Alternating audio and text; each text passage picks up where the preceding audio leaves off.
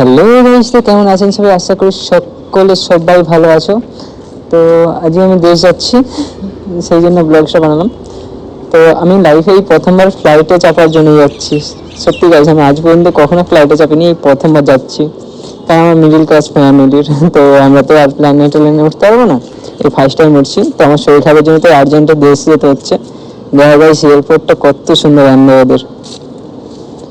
দেখা গাইস আমি এয়ারপোর্টটা অনেক বড়, আমি তো এইটা দিয়ে প্রথমবার ঢুকছি। আর এটা হচ্ছে ফার্স্ট যে এই যে ডান দিকে যেটা আছে ওটা গেট। তো আমি ওই গেট দিয়ে ঢুকে যাবো। তো গাইস আমি কিছু জানি না, তো একটা লোক যাচ্ছিল তার পেছনে পেছনেই যাচ্ছিলাম, কারণ আমি কখনো ট্রেনে ওঠিনি। এই যে টিকিট, আমার সব ওখানে বোর্ডিং পাস আর সমস্ত কিছুই হয়েছে। ওইগুলো তো আর ভিডিও করতে দেবে না, কারণ ওখানে বেশি ক্যামেরা অ্যালাউ নেই। তো ওখানে সমস্ত কিছু বোর্ডিং পাস আর হয়ে গেছে, তারপরে আমি এসেছি। আর এই যে 10 নম্বর গেটটা আছে যেটা, ওটা দিয়ে আমি যাব। তো দেখো গাইস, ভ্যাকুয়াম ক্লিনার অটোমেটিক, আমি এই সমস্ত কিছুই প্রথমবার দেখছি। আর এই যে আমরা এখন তো গাড়িতে উঠে গেছি। তো এখান থেকে এই গাড়িও করে নিয়ে যাওয়া হবে আমাদের দিকে ফ্লাইটে, প্লেনের কাছে। তো আপাতত আমরা অনেকজন আছি, দাঁড়িয়ে আছি। তো এটা যে আছে এটা হচ্ছে ইন্ডিগোর প্লেন। তো ইন্ডিগোর দেখো ছোটো ছোটো গাড়িগুলো কত সুন্দর।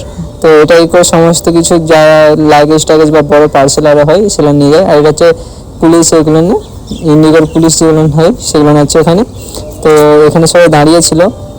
আর এত বড় বড় প্লেন আমি জীবনে প্রথমবার দেখছি, কথা বলতে আমি কখনো দেখিনি। আর যে আকাশা যে এয়ারপ্লেনটা আছে ওখানে, তো ওই কোম্পানির প্লেনেই যাব। তো এখানে গাড়িটা মানে আমরা যে গাড়িটাতে যাচ্ছি, তো সেই গাড়িটা আবার এখান থেকে ইউটার্ন নেওয়ার জন্যই হয়েছে। এটা তাদের রুল যে আগে যে এটা ঘোরাতে হবে তার দিকে। এখানে লেখা আছে সর্দার বল্লভভাই প্যাটেল ইন্টারন্যাশনাল এয়ারপোর্ট। তো এটা হচ্ছে আমাদের আহমেদাবাদেরই সর্দার বল্লভভাই প্যাটেলের নামে এইটা চলছে। তো এই যে আমরা সবাই মিলে ভিডিও করেছিলাম, যারা প্রথমবার যাচ্ছিল তারা সবাই মিলে ভিডিও বানাচ্ছিল, আমাদের খুব সুন্দর লেগেছে। আর এই যে এটা যে দেখছো না ইন্ডিয়া, এটা তো যে আমাদের দেশে যে প্রধানমন্ত্রী আছে তিনি এই প্লেনে করেই বাইরের দেশের ইন্টারন্যাশনাল যে এয়ারপোর্টগুলো হয়, তো বাইরের দেশে যাদেরকে যেতে হয় তো এই প্লেনেই যায়। ওখানে যে বড় যে প্লেনটা ছিল এটা তার। আর এটা হচ্ছে যে এই লোকটার সাথে আমরা ভিডিও করেছিলাম। তো আকাশা ইয়ার এটাতেই আমরা চাপবো। তো চেকিংয়ের সময় আমাদের এখানে ভিডিও করা যাবে না, তাই ক্যামেরাটা এখানে বন্ধ করতে হবে। এই যে আমরা এখন উঠে আছি প্লেনে। তো এই যে আমার মুখ, আর এই যে এখানে সমস্ত কিছু ইন্ট্রোডাকশন বলছিল যে কী কী করতে হবে যদি আমাদের প্লেনে যদি কোনো দুর্ঘটনা হতে যায়, তো সেখানে আমাদের কী করতে হবে।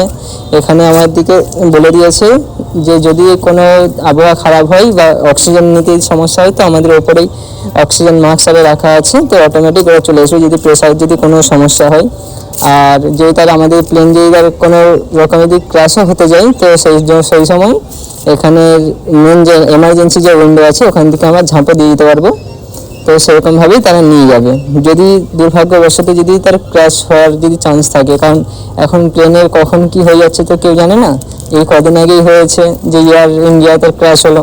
তো তারপর থেকে আরও ফ্যাসিলিটি সরকার যতটা পারছে চালু করেছে।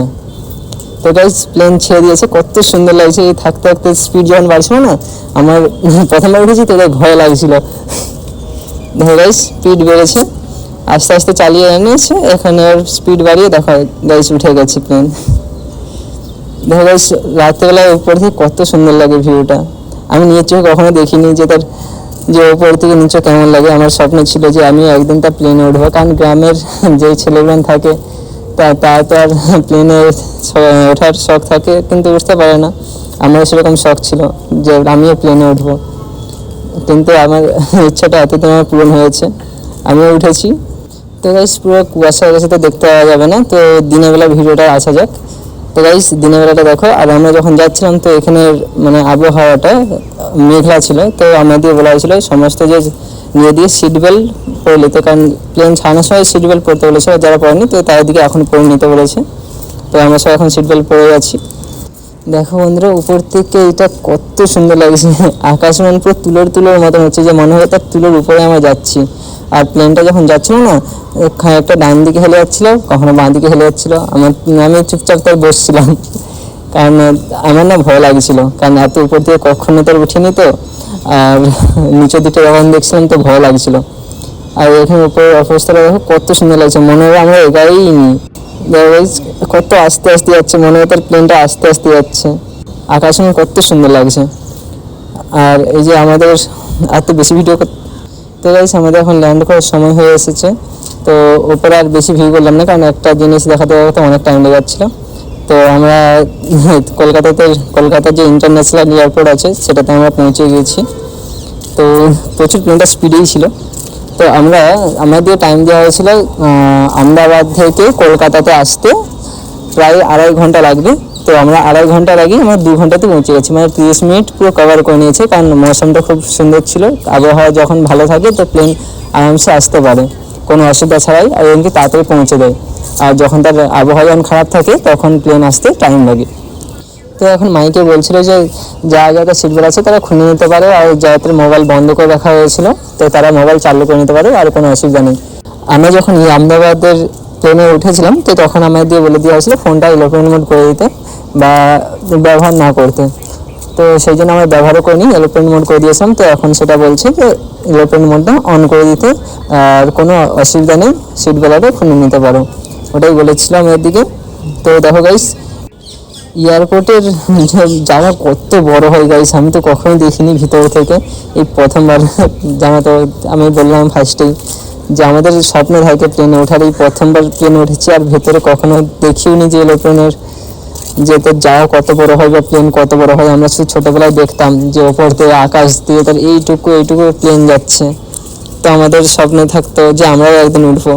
তো আজকে সেটা সফল হয়েছে।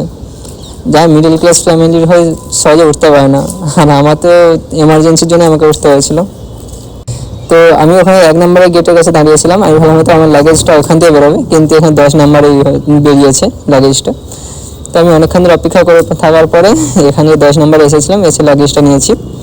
তো এটা আমাদের এক্সিট, আমি জানতাম না যে এখানে তো কলকাতার এক্সিটটাও কোথায় সেটাও জানতাম না।